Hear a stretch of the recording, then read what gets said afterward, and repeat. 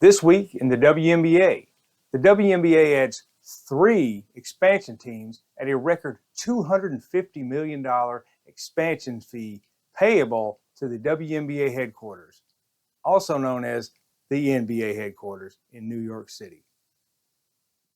This film contains strong language. Viewer discretion is advised. Welcome to This Week in the WNBA. The news we have this week is the WNBA expands because the WNBA is a big deal. So the news is the WNBA adds 3 expansion teams at a record $250 million fee payable to the WNBA offices, also known as the NBA offices in New York City. This article is by Kurt Bradenhausen. Now, as you already know, if you're fans, this has been out for a little while, but finally got caught up and decided I would do a little bit of comment and throw some of my spin on it since I'm so knowledgeable about the WNBA. It's funny. All right. In January, I did a few months back, I did a show about expansion coming to the WNBA. Well, it's been announced.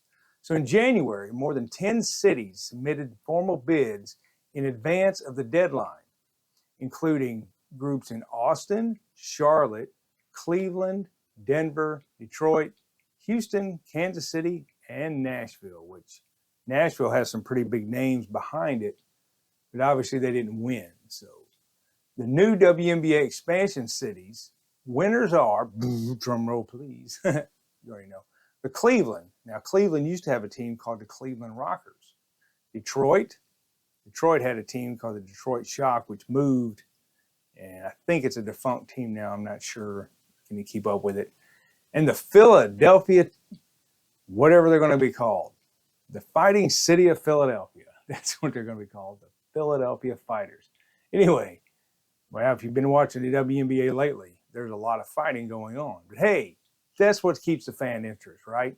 You don't watch NASCAR for the races. You watch NASCAR for the wrecks. So we're watching that. Anyway, the expansion entry fee is $250 million. That $250 million fee is more than triple what Portland paid just last year. The new additions comes on the heels of an earlier round of expansion, the Golden State Valkyries, which began season play this year, which agreed to pay a $50 million expansion fee. The Toronto Tempo also paid a $50 million expansion fee, and the Portland expansion team paid $75 million, and they're set to join next year. The average WNBA franchise is now worth $269 million. That's unbelievable, folks, that they've moved up from $50 million to $269 billion in a couple of years. This is according to Sportico's most recent numbers.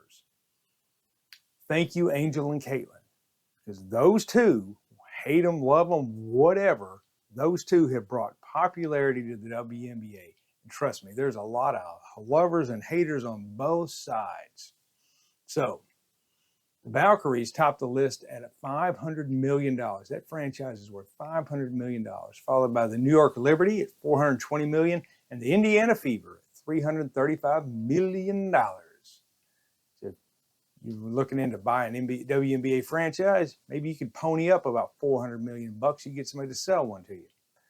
The WNBA meant to only add a 16th team, one team, but the robust interest spurred the league to add 3 franchises.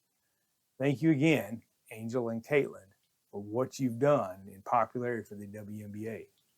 And trust me, it is rolling now. So we shall see what it'll be in a couple years. The expansion comes amid a looming labor fight. Now, this is a thing, folks.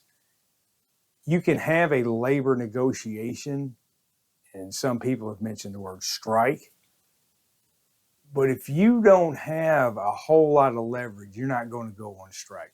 It's my opinion. So you can talk about it, but how much leverage do the players really have? Now, if the NBA went on strike, well, that's a whole different thing. But anyway, WNBA players opted out of the current CBA at the end of 2024, and talks are underway for a new deal to kick in prior to the start of the 2026 season. More to come on this later. Trust me, what they're getting paid now versus what these franchises are worth, they're going to get paid more money. Is it going to be millions of dollars per player? I don't think so, but they're going to get more money. Probably somewhere around what the Major League Baseball minimum is, around $525,000 a season. Pretty good deal. So anyway, we secure a CBA that ensures players full share in the success they drive, the WNBA. So the Cleveland team will begin play in 2028, followed by the Detroit team in 2029 and the Philadelphia team in 2030. So the WNBA is on the rise, baby. So stay tuned. Remember, tune into this show every week for This Week in the WNBA. So long, everybody. So long, everybody. Y'all come back now. Here